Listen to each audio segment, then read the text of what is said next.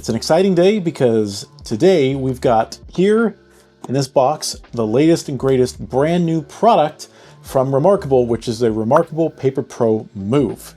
Now, while I get this out of the box, I just want to take a few minutes to go through specs, features, price point, and what you can expect, and then we'll do the unboxing, look at it together, and I'll give you my initial hands-on thoughts and impressions on this brand new, rather pricey e-ink tablet device.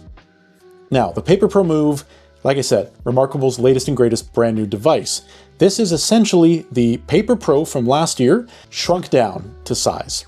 It's $449 US or 729 Canadian dollars. Like I said, a little bit on the pricey side. In terms of feature set and specs, it is effectively the Paper Pro, as I said, just shrunken down. So much like with my other reMarkable devices, of course, got a cover, a case for it. This is the new book folio here. And really, with the Paper Pro Move, the big feature, as I said, is its different form factor. So it's 7.7 inches by 4.24 inches. To compare that to your outgoing devices like the Paper Pro, that is like a 10.8 by 7.8 inch device, so quite small. Now, people have said it's pocketable. I would not go that far, and you'll see that in a moment here.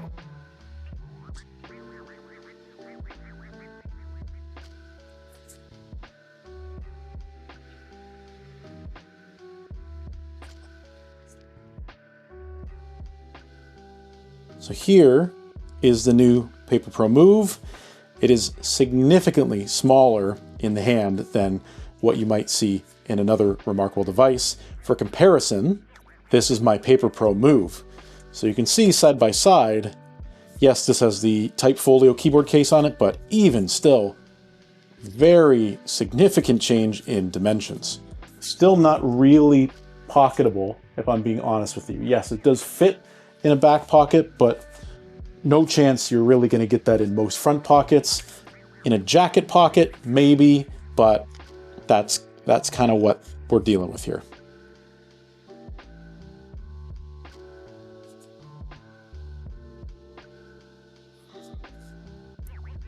So there you go. As you can see, there is the Paper Pro Move.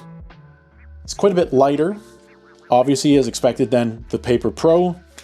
I will say, though, in terms of material, it's immediately noticeable that this back is a much cheaper texture, just for comparison's sake. I'll take this out of the Type Folio case. So you can see here on the Paper Pro, that's a really nice, I believe, aluminum finish on the back, and the connector there for accessories. Paper Pro Move, this is more like almost like a rubber, not a rubber, but kind of a rubber feeling. It does have the same feet on it too, to prevent it from sliding, but no accessory dongle. So obviously you cannot buy a Type Folio case for the Paper Pro Move, but this also pretty much tells the story that there aren't going to be any other accessories for the Paper Pro Move coming that connect using reMarkable's proprietary connector system. So that's a little bit of a letdown.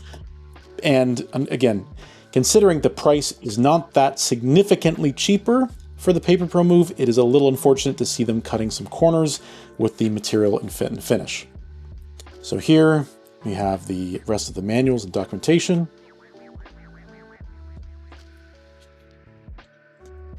This is the standard marker, not the Marker Plus. I already have the Marker Plus here with the Paper Pro. This would work absolutely fine on the Paper Pro Move, just like this one would work on the Paper Pro. They are interchangeable. They do not work with the old reMarkable 2 devices because these are the charging markers. So they actually charge when connected to the devices, and that allows them to write with more tactility, more accuracy. The reMarkable 2 marker did not have a battery, so they weren't as accurate. But yeah, that is the marker setup there. And just like with the Paper Pro, it just secures on the side there. And then just like with the Paper Pro, you have the flat USB-C to C charger for the device, which is excellent. And of course you have spare marker tips. There's 6 included with each device. And these are the new, more refined tips, which just, in my experience, last far longer than the reMarkable 2s. So that's all for this box with the Paper Pro Move. Now let's go to the book folio box.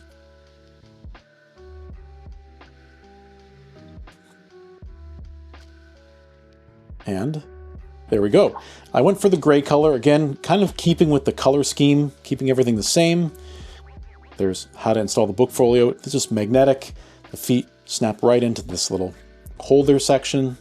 It's nicely defined. And just like on the Paper Pro's case, there's a nice little magnetic latch over, which I found far more secure again than the ones you're getting on the outgoing reMarkable 2.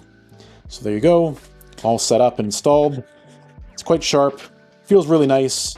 You can get different weaves and higher material qualities on these book folios if you want. This is, I believe, one of the most cost-effective ones. And yeah, I'm gonna go ahead and get this all paired up, get it synced with my documents, and then we'll go through it a little bit more in detail. Okay, so I've got the Paper Pro Move set up. I've been playing with it a little bit. I'm sure you're going to see all these tooltips popping up as I switch between tools because it's all kind of freshly set up. But the key is the writing and reading experience. So I've got docs from my Paper Pro that I'm syncing currently over to the Paper Pro Move. Now my understanding is what's going to happen is they will scale up. You can see that all my notes are well formatted for the screen.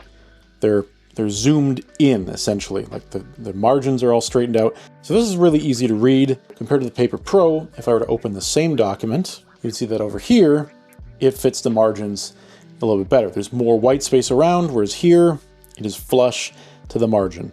Now, you can rotate this device, but that actually doesn't give you much more usable space on a device like this because of the form factor, but it is definitely easy to read. And in this case here, very similar to what you're seeing on the Paper Pro.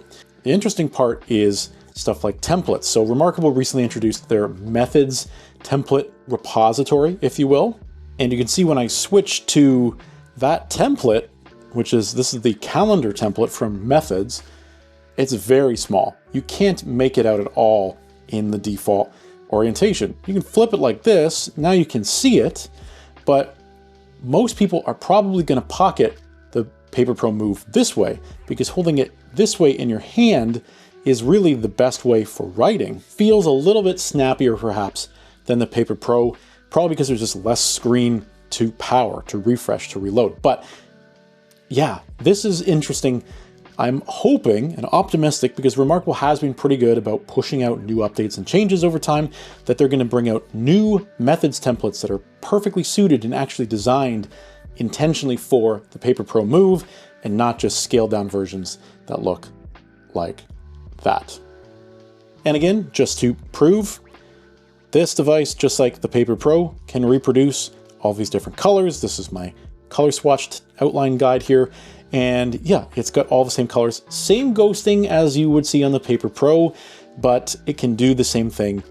Again, maybe a little bit snappier than what you'd see on the Paper Pro.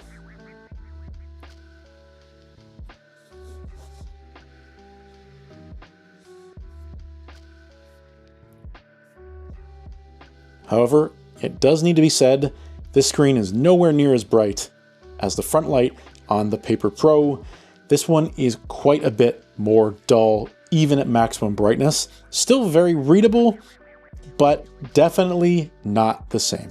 Although edge to edge in terms of uniformity, there's far less bleed. There's a lot of color, or I should say front light bleeding out on the edges of the frame, the edges of the screen here. Very minimal, if any, here on the Paper Pro Move.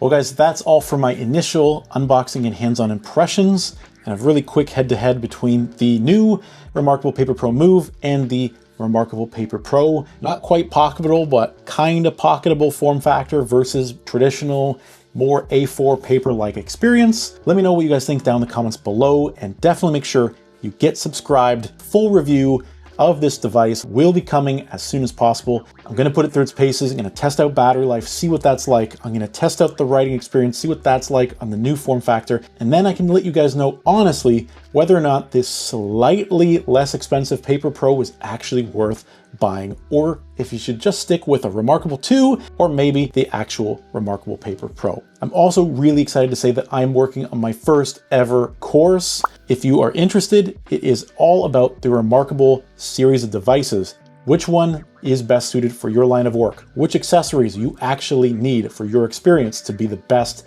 it can be? How to use all the interface tips and tricks, the best things that I've learned after using reMarkable devices for over 3 years now. That course is going to be coming out before the end of the year, but if you want super early bird access and to be the first to get your hands on it, please comment down below and I'll send you a link to learn more about it, to get super early bird access. Thank you in advance for your support. It means the world. Thank you guys for watching, and we'll see you again soon in the next video.